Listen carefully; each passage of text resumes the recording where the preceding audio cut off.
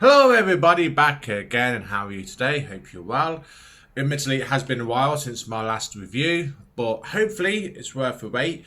This is my thoughts on Doctor Who: Vengeance on Varos. It's a bit shiny, isn't it? So there we go, that's better.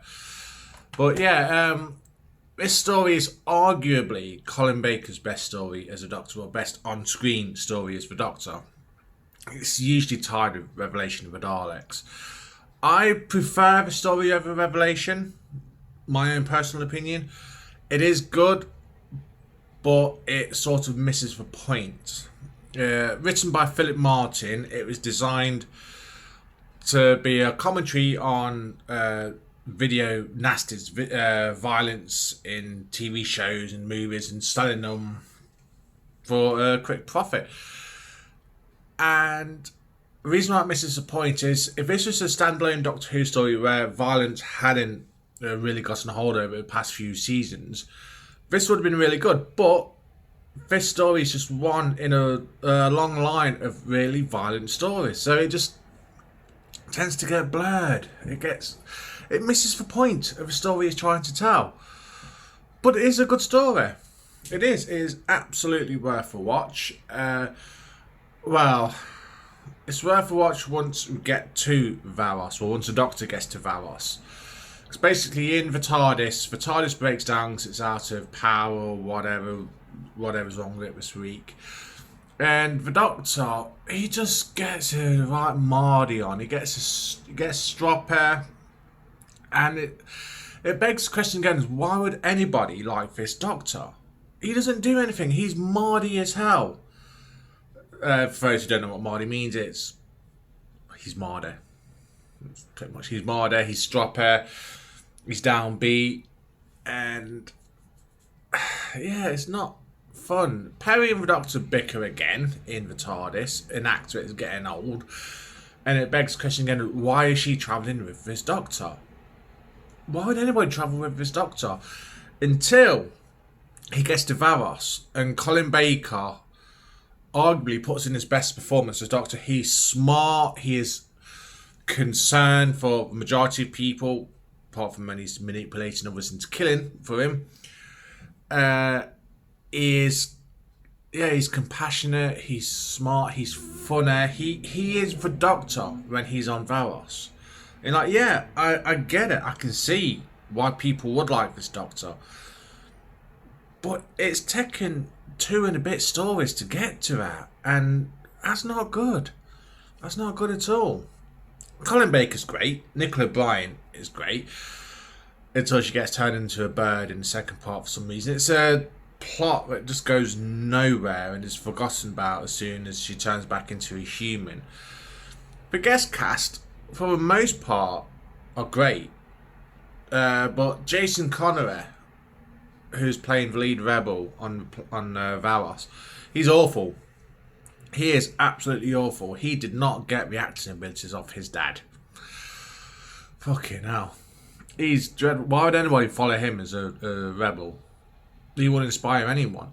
I love you got Martin Jarvis back as the governor, a man who didn't want the role, and he's trying to be playing it compassionately, like you'd meant to feel sorry for him, but he's just as guilty as everybody else on the Varosian government.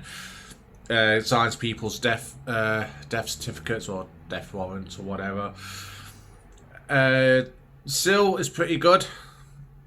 He's pretty good as a one-time villain. It's just a shame he comes back. Yeah, there's some good stuff in this one. The sets are pretty decent on Varos. The cliffhanger is superb. And I don't want to spoil it for those who haven't watched it, but it's such a meta moment for Doctor Who, for TV in general. And I really like the cliffhanger ending. It's really cool. If you haven't watched it, watch it for the cliffhanger.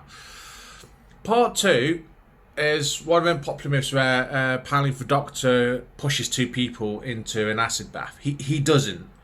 It's they end up falling in themselves or whatever. But it's a horrible scene because them 2 people, they had families, they had friends, they had wishes, and they end up gets him pushing it. Well, one falls into an acid bath, and the other one is dragged into it, and they die a nasty, horrible, brutal death. Surely the Doctor would be like, oh man, that's such a waste. No, he makes a quip, a very tasteless quip, and it's so out of character for the Doctor. It's like, what the hell, man? They didn't deserve that. They did not deserve that. He then later manipulates the rebel John Dar, I think his name is, into killing the security chief and the chief doctor there using poisonous vines. He doesn't do it himself. He doesn't kill himself, but he manipulates events again. And this doctor is quite bloodthirsty. It's not the first time he would do it. He would do it a couple of stories later as well, except he would actually kill in that occasion. Vengeance on Varos, I am going to give maybe 7 out of 10. Actually, no, I think it's a bit low. 8 out of 10, in my opinion. For Doctor, you get 2 different versions of Doctor. The TARDIS version of Doctor, where you just want to slap him. You do. Yeah, you just want to slap him. And then you get a version where he lands on Varos, and it's like, yeah, this is the Doctor at long bloody last. You got the married couple, husband and wife, who are watching the events on screen. Another great meta commentary, and they work really well. They have no interaction with the cast. They are their own thing, but it's quite clever. It's quite good. I like that. I do like that moment. There are many things to promote this story, and it's commentary on video violence, video nasties, and selling stuff like that. Pardon me. For profit. It's a good point to mention, especially back then, and even more so now. You get live streams of people committing murders and all that lot, but it misses the point of it. It becomes a subject of its own commentary, in a way, and it's such a shame it does that. But yeah, hopefully it won't be so long till my next review. But yeah, my thoughts on Vengeance on Varos, 8 out of 10. I'm going to give it 8 out of 10. It is worth a watch. Colin Baker is superb once he gets on Varos. Yeah, give it a watch, and hopefully see you all soon. Bye.